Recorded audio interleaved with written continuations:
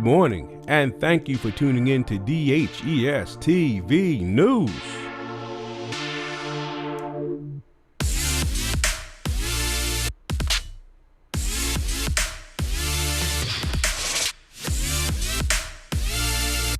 Happy Women's History Month.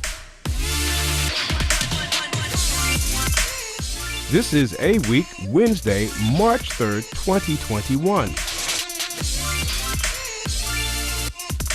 And I am Mr. Thompson with today's announcements. Teachers, please read your staff announcements. Pandas, are you prompt and present? Are you ready for the attendance challenge? Please welcome Miss Jordan as she brings an important announcement. Panda family, it's March. Our theme for the month of March is courage.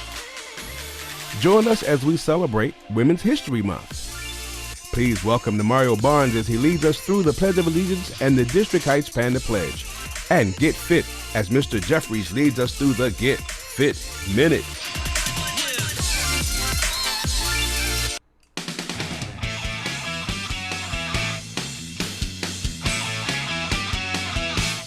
To all of our DHES Panda family born in the month of March, happy birthday!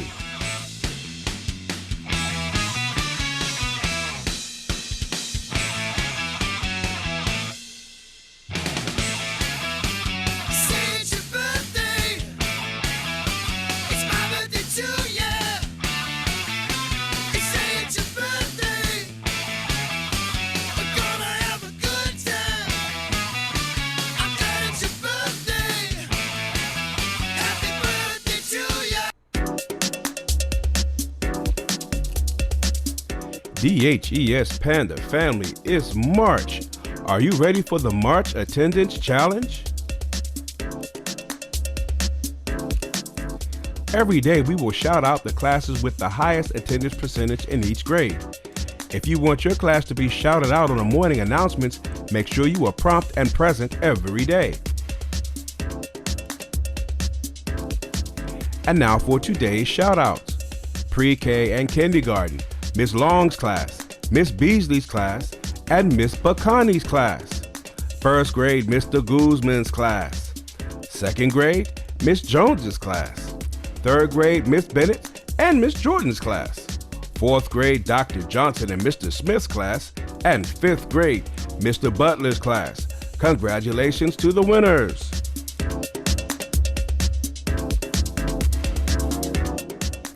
Keep showing up so we can shout you out.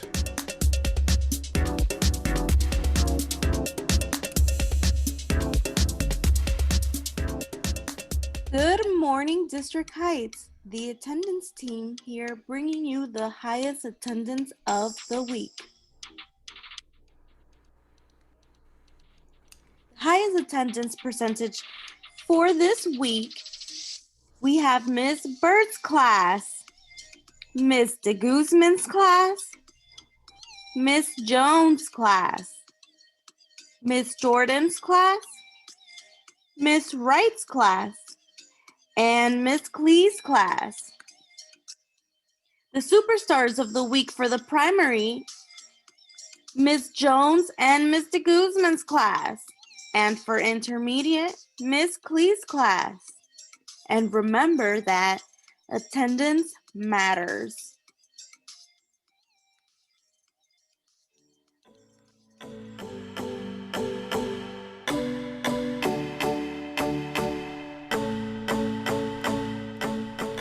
District Heights Elementary School, your attendance matters.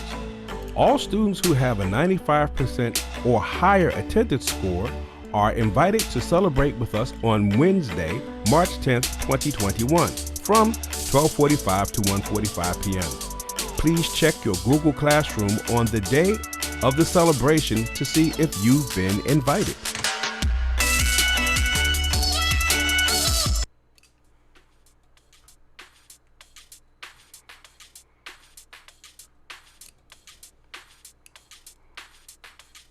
And now a word from Miss Jordan.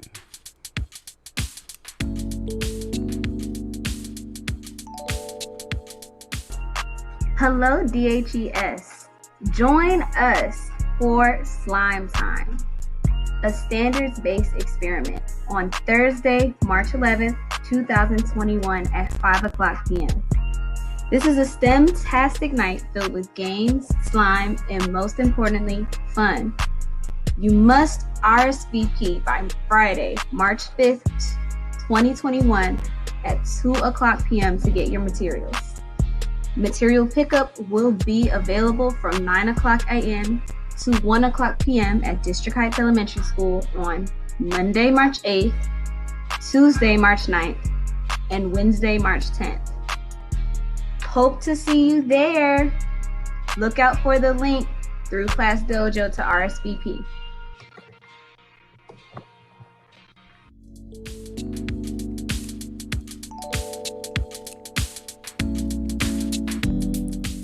Thank you, Miss Jordan.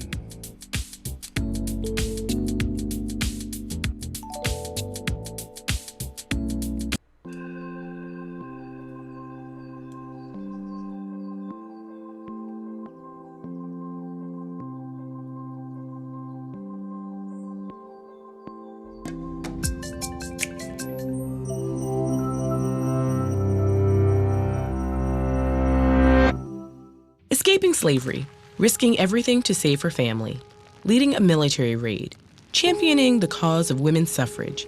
These are just a handful of the accomplishments of one of America's most courageous heroes. Harriet Tubman was born Araminta Ross in Dorchester County, Maryland, in the early 1820s. Born into chattel slavery, Araminta, or Minty, was the fifth of 9 children. 2 of Minty's older sisters were sold to a chain gang. Even as a small child, Minty was hired out to different owners who subjected her to whippings and punishment. Young Minty's life changed forever on an errand to a neighborhood store. There, an overseer threw a 2-pound weight at a fugitive enslaved person, missed, and struck Minty instead. Her injury caused her to experience sleeping spells, which we know of today as narcolepsy, for the rest of her life. Minty's owner tried to sell her, but there were no buyers for an enslaved person who fell into sleeping spells. She was instead put to work with her father, Ben Ross, who taught her how to lumber. Lumbering increased Minty's physical strength and put her in touch with free black sailors who shipped the wood to the north. From them, Minty learned about the secret communications that occurred along trade routes, information that would prove invaluable later in her life. In this mixed atmosphere of free and enslaved blacks working side by side, Minty met John Tubman, a free black man she married in 1844. After marriage, she renamed herself Harriet after her mother. Harriet Tubman's owner died in 1849. When his widow planned to sell off her enslaved human beings, Harriet feared she would be sold away from everyone she loved. She had heard of an underground railroad, a secret network of safe houses, boat captains, and wagon drivers willing to harbor fugitive enslaved people on their way north. So Tubman fled with 2 of her brothers, Ben and Harry. They eventually turned back, fearing they were lost. But in one of her sleeping spells, Harriet dreamed that she could fly like a bird. Looking down below, she saw the path to liberation, and in the autumn of 1849, she set out on her own, following the North Star to Pennsylvania and to freedom. Tubman returned to the South 13 times to free her niece, brothers, parents, and many others. She earned the nickname Black Moses and worked diligently with fellow abolitionists to help enslaved people escape, first to the North and later to Canada. Harriet Tubman worked as a Union Army nurse, scout, and spy during the Civil War. In 1863, she became the first woman in United States history to plan and lead a military raid, liberating nearly 700 enslaved persons in South Carolina. After the war, the 13th Amendment to the United States Constitution legally abolished slavery, while the 14th expanded citizenship and the 15th gave voting rights to formerly enslaved black men. But she was undaunted, and she persisted. She raised funds for formerly enslaved persons and helped build schools and a hospital on their behalf. In 1888, Tubman became more active in the fight for women's right to vote. In 1896, she appeared at the founding convention of the National Association of Colored Women in Washington, D.C., and later at a women's suffrage meeting in Rochester, New York.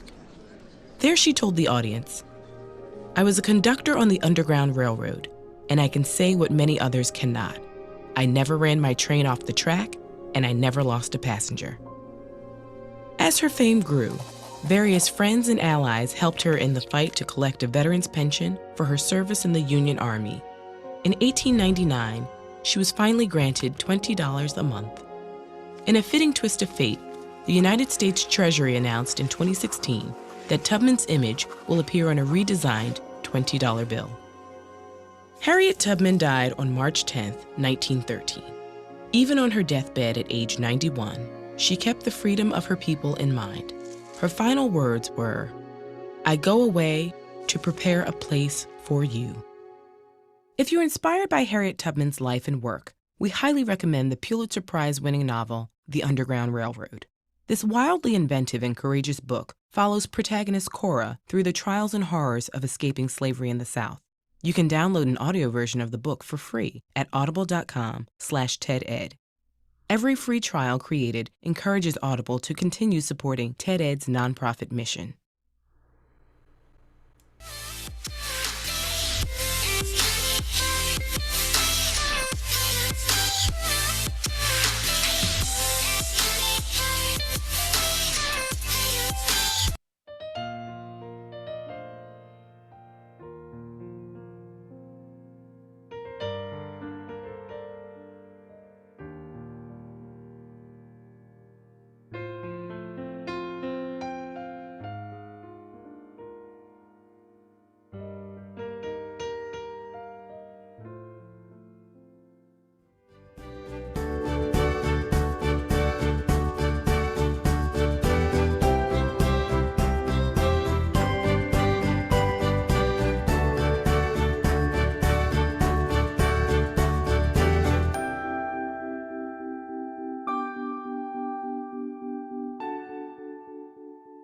I think what impresses me so much about Harriet is that she was a person like, a million other women of her time.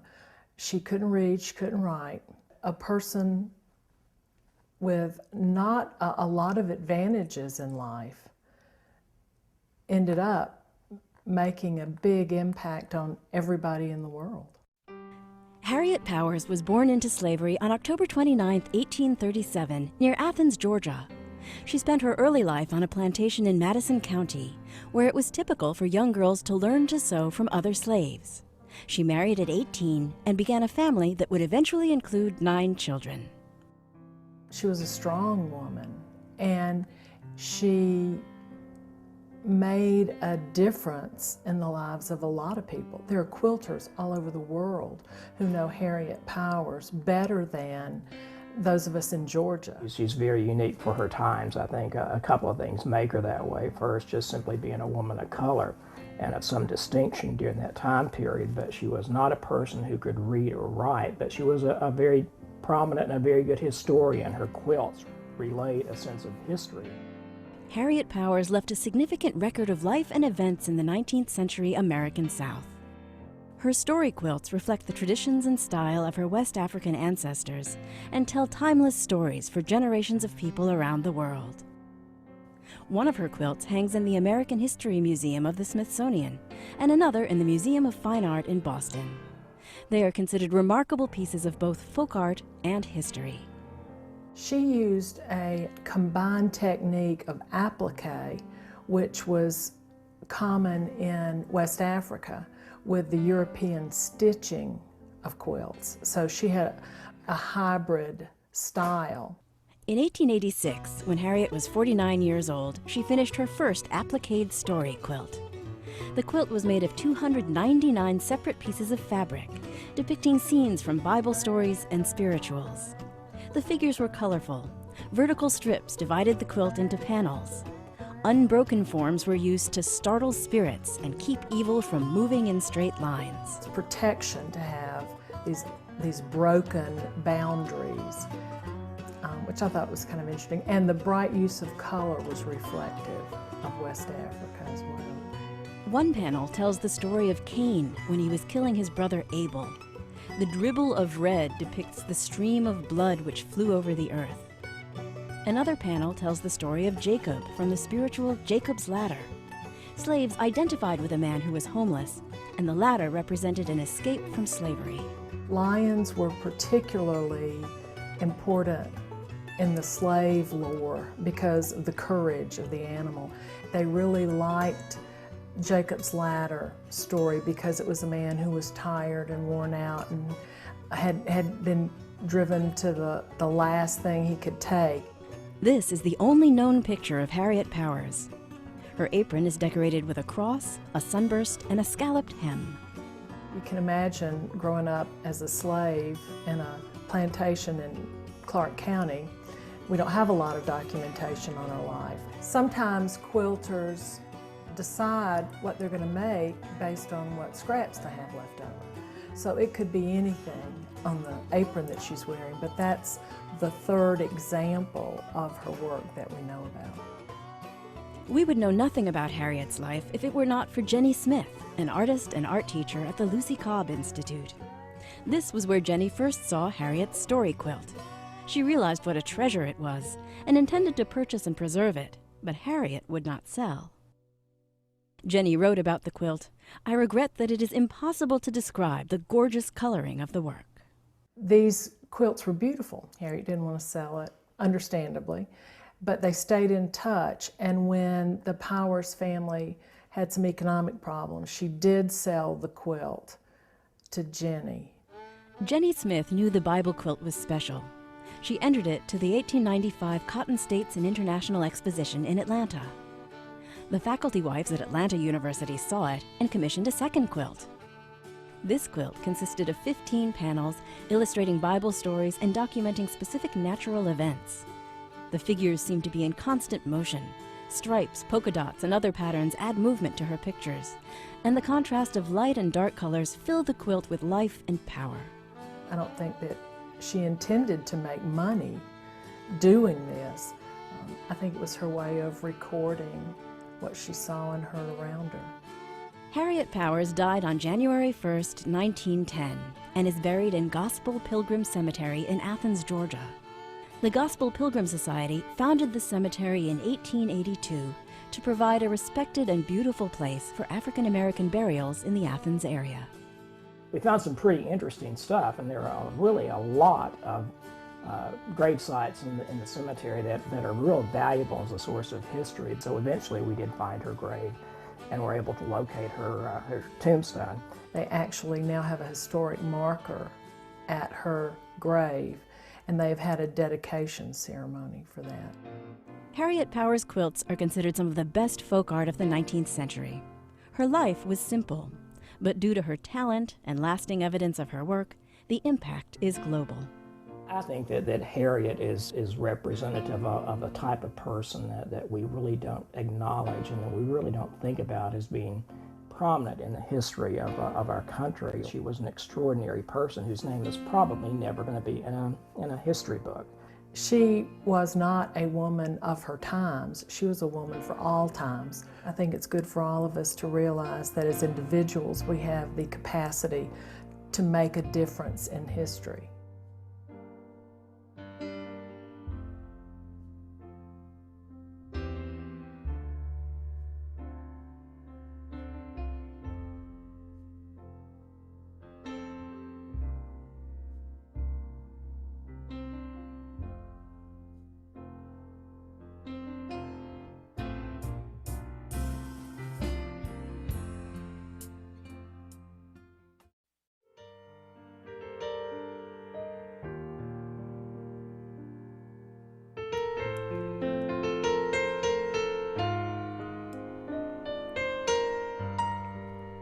And now it's time for the Pledge of Allegiance. Please remain standing.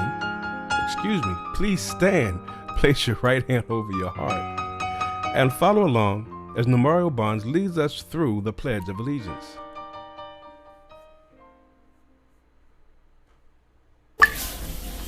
I pledge allegiance to the flag of the United States of America and to the republic for which it stands, one nation, under God, indivisible, with liberty and justice for all. Now remain standing. raise your right hand and follow along as Namario leads us through the District Heights Panda Pledge.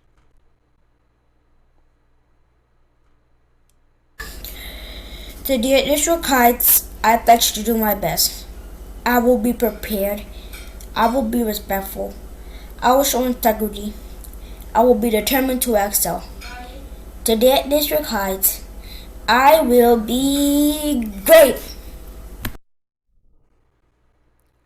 And now it's time for the Get Fit Minute with Mr. Jeffries.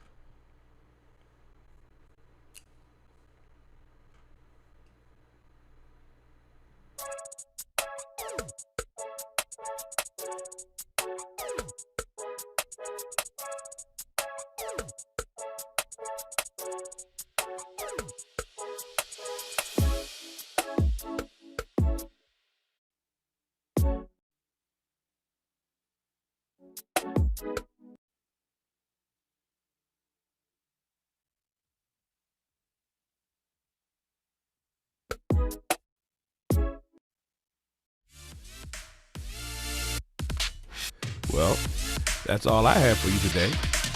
Thank you for tuning in to DHES TV News. It's a good day to have a good day, so have a good day. Bye-bye now.